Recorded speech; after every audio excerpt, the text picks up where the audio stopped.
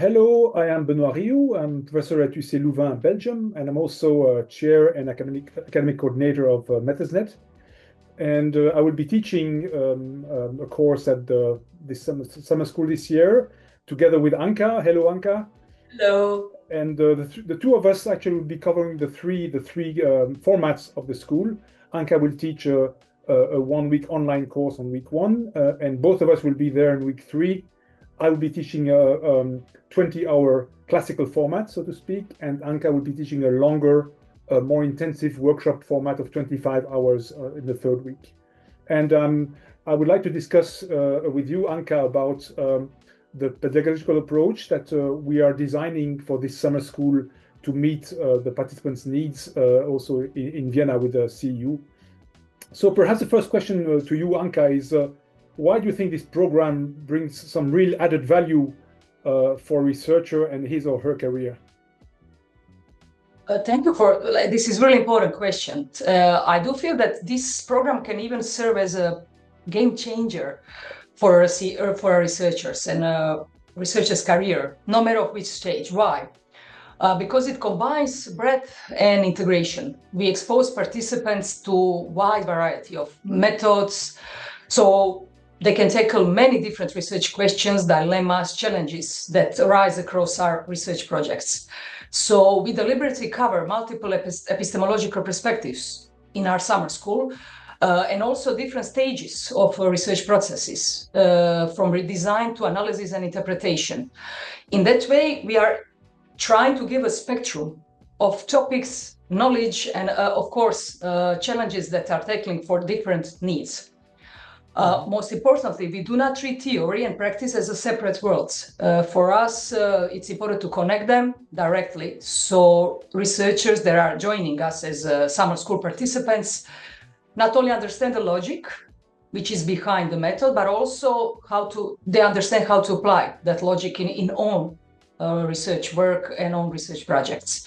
So in other words, if I follow you right, it is both about acquiring technical skills, but also being very reflective about it, right? Being really advanced in the way you can use the tools, correct? Yeah.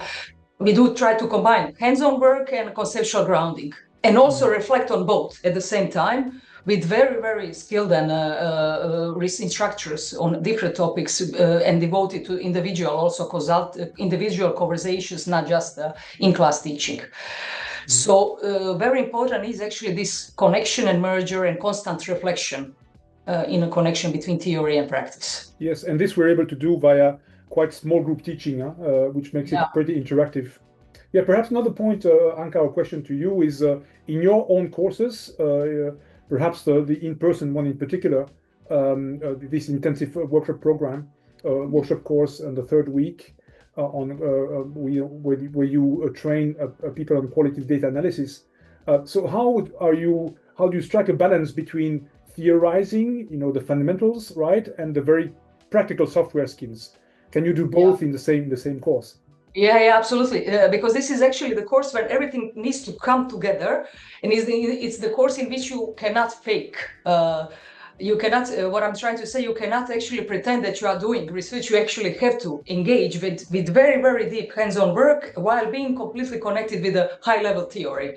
That's why both of the courses, so one course is online course, which is more introductory course to qualitative data analysis, and it's offered online to be more accessible to participants from all over the world, and in abilities to actually participate being then made better. And the other course is an intensive workshop, which is a little bit more advanced level course. So in both of those courses, theory and practice are deliberately intervened. In a sense, I usually we start with analytical logic. We are trying to address the research questions participants are working with. And assumptions they are making about data interpretation are usually embedded already in a research question. And then we talk about what this implies for the analysis. And this is always introduced as a tool to make better decisions, not just abstracts, its own decisions as you go along, but also to make good decisions on how you're going to approach qualitative data analysis at the beginning of your research process. From there, we quickly move on the hands-on work using qualitative data analysis software such as MassQDA or NVivo or Atlas TI.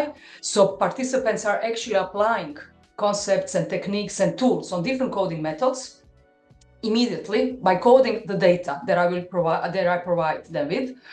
They develop their code books, they explore patterns, they actually engage in real coding, while at the same time questioning how it relates to bigger questions. Yeah. Okay, and they're using your own data, or can they also work with their own data possibly as well?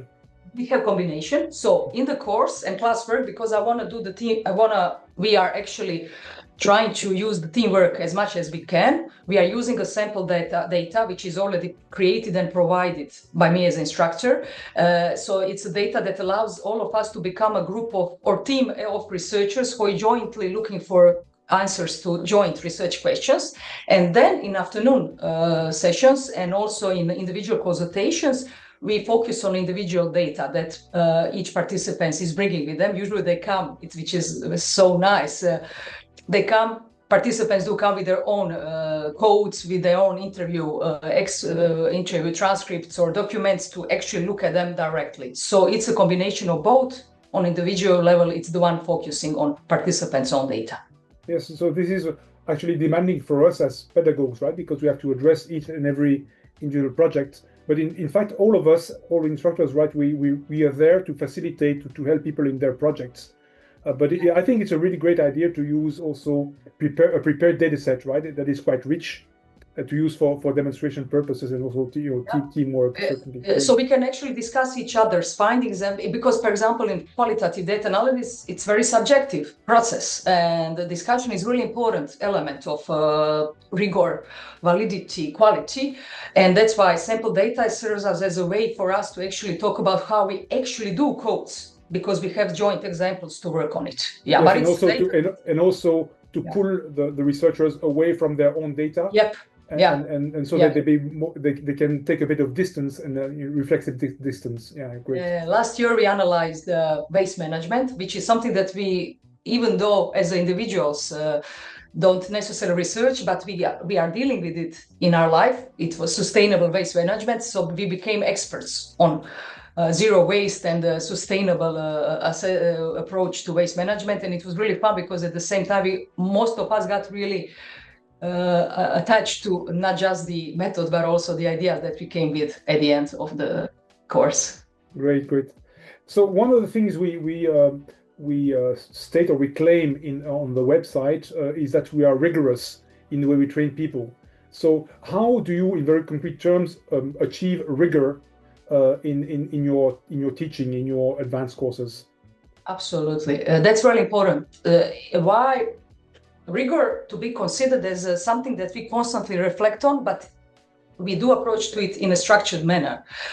Let's just say qualitative coding it's very developed, I would say, world, but at the same time world with so many possible trajectories. In a sense, it's not easy to say this is right, this is not right, or this has good quality, this has no good quality.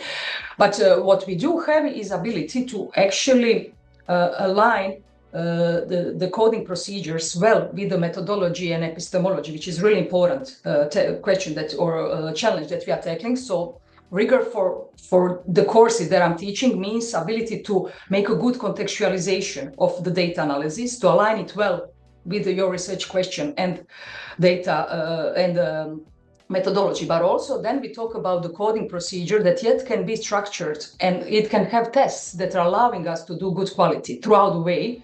So using different tips and techniques to ensure quality, and learning or teaching how to actually use them throughout the way.